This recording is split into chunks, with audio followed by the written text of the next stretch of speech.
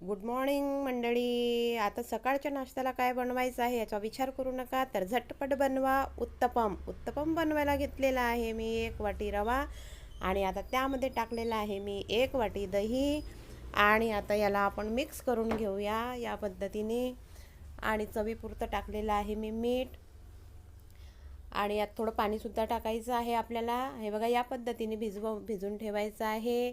कमी तेलाचा असतो, टेस्टी लागतो. याला 15 मिनटाकरता झाकून ठेवायचं ना. ही सुजी जी आहे, रवा हा थोडासा फुलला जातो, म्हणून यामध्ये आपण थोडं पाणी मिक्स करूया. आणि बघा, घेतलेला आहे मी हिरवी मिरची, कांदा, टमाटर आणि सांबार.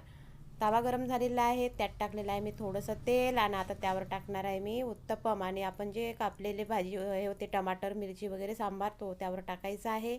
आणि थोडी त्यावर प्लेट झाकून ठेवायची, कारण त्याला आपल्याला पलटवायचं नाही आहे ना. आपला तयार झालेला आहे उत्तपम. आणि हे बघा, आम्ही खात आहोत टोमॅटो सॉस बरोबर.